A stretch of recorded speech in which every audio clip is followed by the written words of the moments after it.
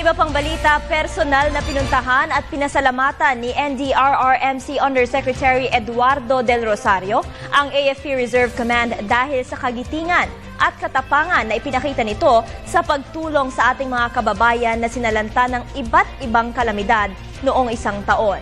Para sa detalye, balitaan mo kami, Dina Pagidita.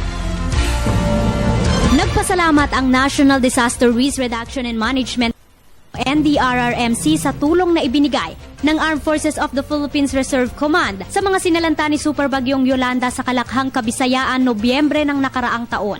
Personal ngang bumisita si NDRRMC Executive Director Undersecretary Eduardo Del Rosario sa tanggapan ng AFP Reserve Command upang ipahatid ang kanyang taus-pusong pasasalamat. Ako po ito taus-pusong pasasalamat sa ating mga reservists na masasabi naman nating mga silent heroes. Naitulong ng ating mga reservists ay talaga namang malaki para sa mga biktima ng Yolanda at ang ginawa nila pagtulong manpower para sa pag-distribute ng mga relief goods, yung people working behind the scenes na tinatawag natin.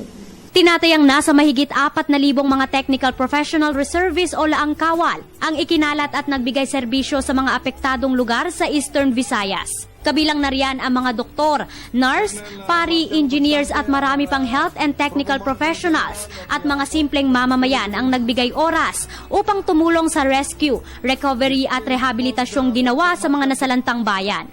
Alinsunod ito sa layunin ng AFP Reserve Command na maging bahagi disaster response sa bansa. Ay members ng reserve component ay bahagi ng programa ng ating pamahalaan ng buong gobyerno sa pag-a-address sa ating climate change.